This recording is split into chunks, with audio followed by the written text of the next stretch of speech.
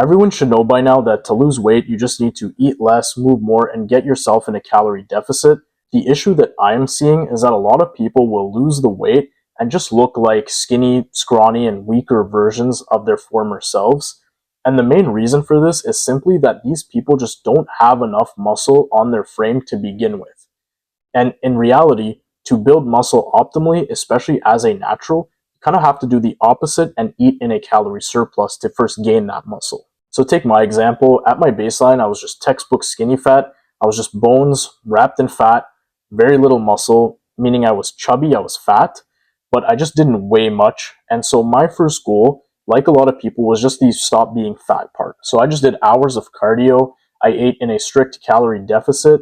And eventually I got skinny to the point that I had visible abs, which made me think I made it. But in reality, what I didn't realize is that in a shirt, I looked like I was just wasting away, like I looked like a stick. Because I'm 5'11", 5'10", but at one point I weighed less than 135 pounds.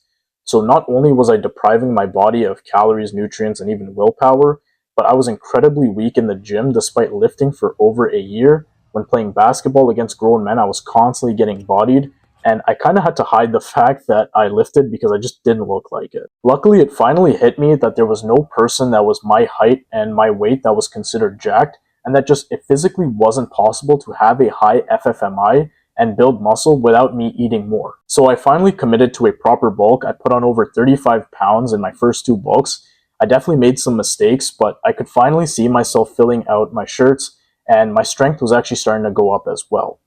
And to be honest, as a former fat kid, I see why people don't do this. Seeing the scale go up is kind of scary, knowing the effort that it took me in the first place to make it go down. When it does come time to lose fat again, it's significantly easier because that added muscle that you have just helps you burn more calories just by existing. So now I'm in another bulking phase, and although there are some clear negatives, like my face is just getting fatter, I think it is the best long-term decision because it only gets harder to put on muscle with age, and having muscle keeps the fat off easier.